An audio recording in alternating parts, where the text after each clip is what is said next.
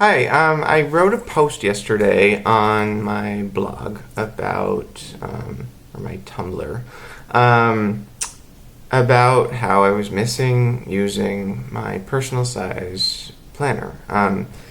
Specifically this guy. This is my personal Cavendish. It's navy blue. I think of the various, I think I've used about 7 different ring binder planners in the past year. This was the one that I liked the most, that I used the longest. And really the one that I found the most success with. I got both. It was a combination of the right binder with the right internal setup. And the reason why I stopped using this was because it got too stuffed, basically, and it was just jammed. It had quite a lot more than this in it, and I felt like the day pages were giving me some trouble. So anyway, so I switched to this. This is my Success Choice binder, and when I bought this, I bought the binder from Success Choice. Success Choice also sells a planner product, but I didn't buy it because it didn't have a daily planner pages in it. It only had weeks, and I find for my the way that my life works, I really need the day page. I prefer to just have one page, open my book to one view that I actually write everything throughout the day on, instead of having to flip to my diary to see what my appointments are, to my to-do list to see what my to-do items are, to my notes to see what to write down stray notes throughout the day. I just want to keep it all, have it open to my today marker, and have everything for that day in that one place. That's really important to me. So anyway, so I bought this, and I bought the binder from Success Choice. I bought all daytimer inserts for it, which aside from their crummy paper quality, are great. They design nice stuff. It's all US made. It works. I like it. And it's reasonably priced, I think, so for the most part. This binder is gorgeous. I thought about this a lot before I bought it. It's beautiful. I wish Filofax made stuff with this level of quality. This binder is just constructed, whoops, my cardboard. Let me take that out. This is just a single thickness of a nice, thick, sturdy piece of very natural leather, and it's really nice leather too. Don't mind my dogs as they bark. It's really nice, thick, sturdy leather. It smells good. It feels wonderful. I think it looks quite nice. And like I said, the day inserts work great. They give me lots of space to write on. I'll open to today's page, and if you can see, it's I'll fill in the rest of this face tonight as I kind of journal it. I go through at the end, like really tail end of the day before I go to sleep at night. I just quickly note out, I did this, I did that, I finished this, I started this, we ate this for dinner, blah, blah, blah, blah, blah. Took this walk with the dogs. Just kind of these stray things that are floating around my head, just to kind of get the day out, close it. I find it very kind of helpful to kind of stop the day, go to sleep, the next day start fresh. I also use that time to kind of sort through my to-do list a little bit. Anything that I definitely didn't finish that day, I'll copy over at that time to a future day that I think I'll have time to do it. It gives me one thing that I've always had a problem with in the personal size, that I had this, I have time slots from basically from 7 a.m. up to, it runs up to 10, but basically it taps out at 11 o'clock. That's great. I work hours ranging from, my normally scheduled shifts throughout most of the year are 3 p.m. to 11 p.m. However, I frequently have alternate shifts. So I'll work, some days I work 1 to 9, some days I work 10 to 6, some days I work 8 to 4, some days from like 7:45 to 3:45. And I also take classes, so when I'm not at in school. It's like I do have things happening in the evening, on the weekends. And I found that it was really almost all, I could not find anything in personal size that gave you an appointment spread as long as this one. Daytimer actually has a line in this size of 24-hour planner pages. They run from midnight to midnight, and so that would be, I mean, especially like if you work in a business where you have to be on conference calls with people on other continents or something like that, and having a 24-hour planner would actually be really, really practical. I didn't really need that much. I do sleep at night, but it's anyway. But I found the weakness of this is it's big, it's floppy, it's kind of heavy. It's hard to write in when you're like if I'm standing up, I can't. It's hard to like hold it open and write in it. It's a little bit hard to write in my lap too, just because it's so big. It's a great desk planner. If your planner habit is you just leave it parked on your desk pretty much all day long and it just sits there open to the relevant page, this works great. It's small enough that you can take it back and forth to work with you. It's not but it's big enough that you can really write, and it's comfortable to write in if it's sitting on a table or a desk or something. It's not portable. My work days, I run around all day long, and I need to have a planner that can just run around with me. And I just found the more that I use this, I don't carry it. So at first I tried to use my BlackBerry. If I had left the planner at my desk and I'm out and about, I can key a note or an appointment or look something, just sort of get some information into this or out of this that I need. I have Evernote on here and a lot of critical documents that I have filed in my planner. I scan them to PDF and I load them onto Evernote, which actually has what's it called, OCR text recognition, so you can actually search your handwritten notes on it, which is really helpful. But the problem with this is that, I don't know if I've said this before, but I am notorious. I don't lose my phone, but I forget to bring it with me all the time. And I also let the battery die all the time. And so this is not a reliable product. It's part of the reason why I went back to paper was because I was so sloppy with phones. The other thing I don't like about phones is that I have worked on I've used three different mobile operating systems, and I've had problems with all of them with syncing issues, where suddenly like an appointment repeats itself 500 times, or right now when I open up my contacts on here, I have like 15 entries for the same person. I don't know where they all come from, and they're not all the same, and sometimes I'm not sure which one is the current one, and I don't know where it's syncing this stuff from. It's probably my error, but it drives me nuts. So anyway, this is useful, but that wasn't really the solution.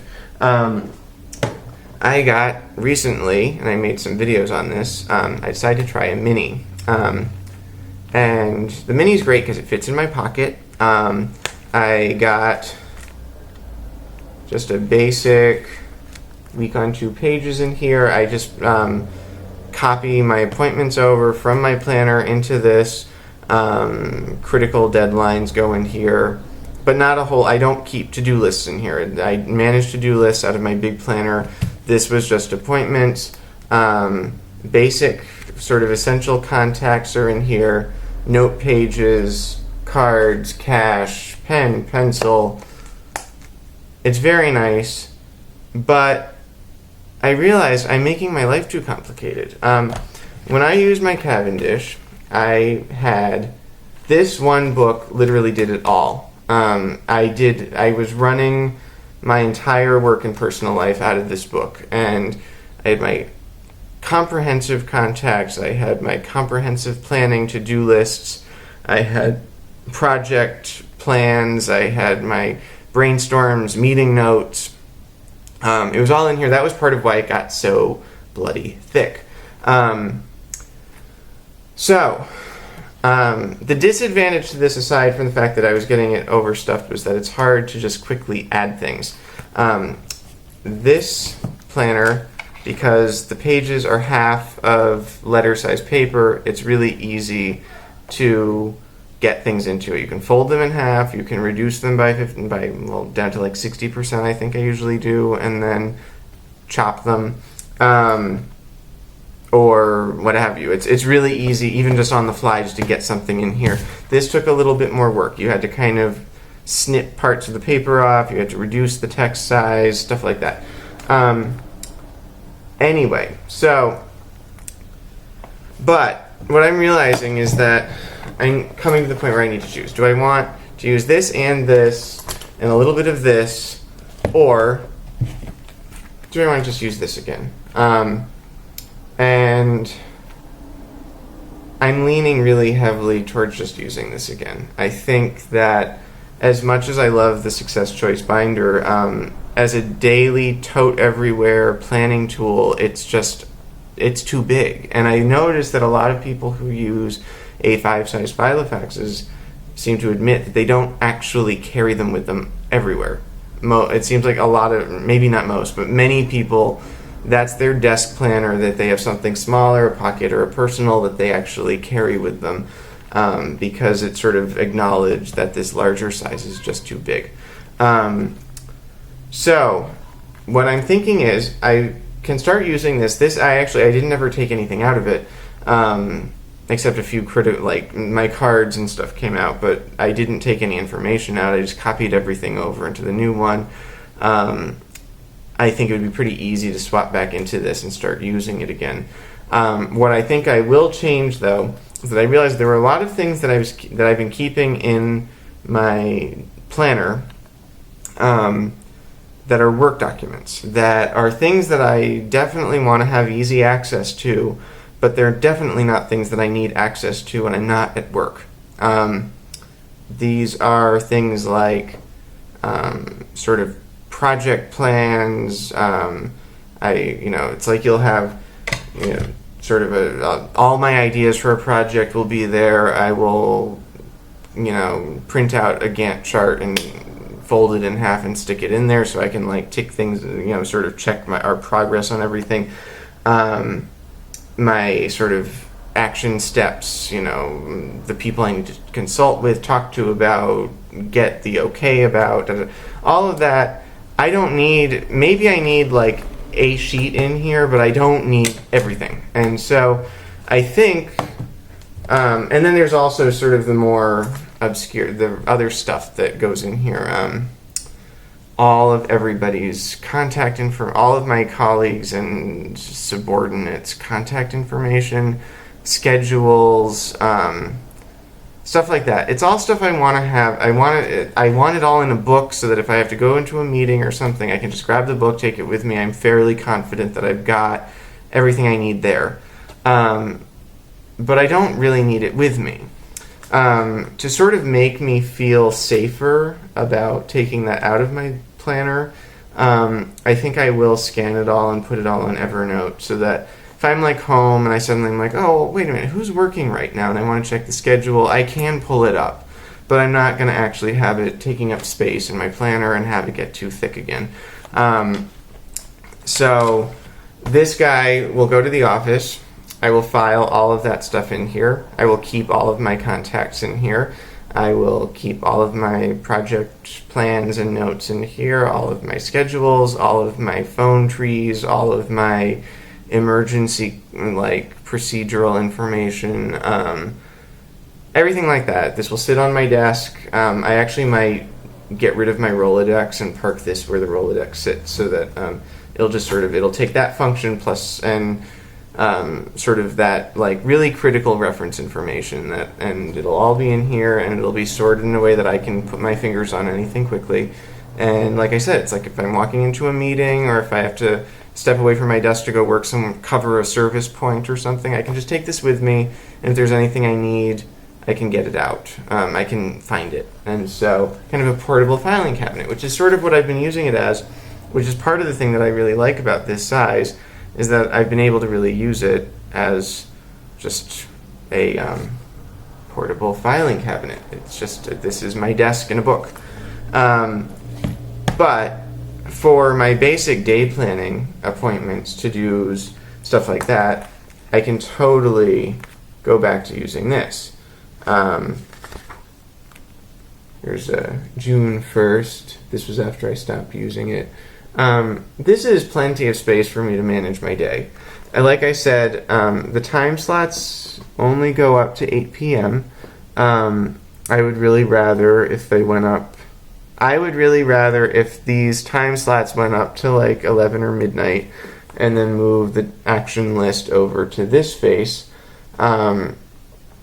which is what this is for, to-do items. Let me find a page that I filled in. Let's see. Can't find it. Here's one. So that's sort of what they tended to look like. But like you see, like here, a lot of this side of the planner page doesn't get used. Occasionally I filled it all right up, but that was kind of the exception. Here's another example, sort of same thing. So I don't know that, here's one that's a little bit more filled, but it still has space over here. So that's what I would really like if, Daytimer, if you're watching this, I love your product, but yeah, that would be a great change for me. I realize there's not a lot of people who work that late, so it's probably not that relevant. But anyway, this will work for my planning needs, and I think if I basically, keep my sort of personal reference information in here, my personal notes, my personal contacts, and my critical work contacts, I can keep this under control. And this planner is great because I could also use it as a wallet. I've got 8 card slots with a pocket behind here. I have another big pocket back here. I have a secretarial pocket here that I kind of used.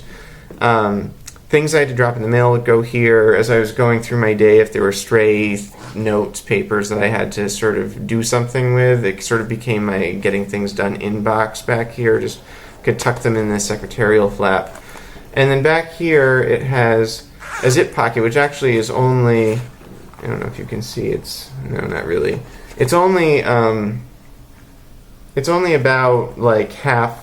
It only goes down to about here, so it's only a few inches deep. And I kept change back here. Not a lot of change, but a few coins and stuff. Or you could, I suppose, stick other things in there. I don't know. It has 2 pen loops. One is big, one is little. I could carry a pencil, like a mechanical pencil, and a big fat multi-pen. And this thing is really much, much, much more portable than this. It's easier to just carry it in your hand. I found that when I was using this, I didn't really miss having a pocket wallet. While I've been using this, I've had to keep a pocket wallet because I just don't carry it like I could carry this, which is why you have the little one. But I just want to have one planner. I really don't like this sort of copying everything over. I get kind of paranoid about like, oh, wait a minute, did I put in both books? And so this guy's cute and everything, but I think that this is really the solution. And I've been here before, and I don't know why I can't make up my mind more properly about this, but personal size is really the best compromise, I think. Like I said, I think if I had a different kind of job where I really sat at a desk and didn't leave it very often, this would probably be more practical. But I think, or even if you sit at a desk and then go to meetings that are scheduled, I think, though, for the kind of work that I do, that I'm kind of called away from my desk many times a day on all these very informal problems, issues, whatever, questions that come up, and I just need to, when I step up from my desk, I just need to be able to grab my planner and carry it with me wherever I go, and so I can jot something down in it, I can get my ID card out of it, I can do whatever I need to do. The little planner works, but like I said, that's just, I I think that this is a better solution than this. I think will be a better long-term solution than this.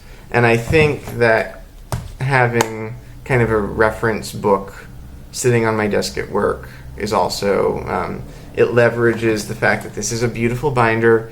It looks nice. It's nice to carry around, but, and it's fine to carry like 2 things I know, like, if I know I'm going to need it, it's fine to carry it, but it's just not something that you want to carry with you if you're not sure that you're going to need to access something in it.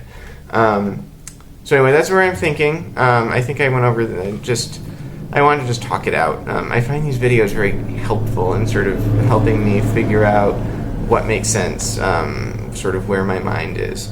So anyway, if you have suggestions, let me know. I'd be happy to hear them. And but I'm kind of excited. I think that this weekend I'll probably switch back into this, at least just for next week. I'll plan to do that. See how it works. I'll bring this into work and see about what I can do with setting it up for what I was describing as sort of my work reference binder. I think if I have that, and then just those stray things if I need, I can pull it up on Evernote. And I also have a tablet computer that I can also pull it up with. I don't like to kind of rely. I find it very clunky. It's like I've tried taking the tablet into a meeting and opening it up to get access information out of it, but I just find it's too clunky, and I think it looks kind of unprofessional. I see my colleagues sitting at a meeting with their iPad, and I just assume that they're on Twitter or something. I know that people take notes on them. I can't type on a touch screen at all. Honestly, if I need to type something on the go, I'm much faster with this, just having my actual keyboard. Even on the tablet keyboard, whether I have like a 7-inch tablet, I find it very hard to type on. But when I've tried out my colleagues' iPads, I don't find them any easier, really, and I make just as many mistakes, and I have just as many sort of autocorrect disasters.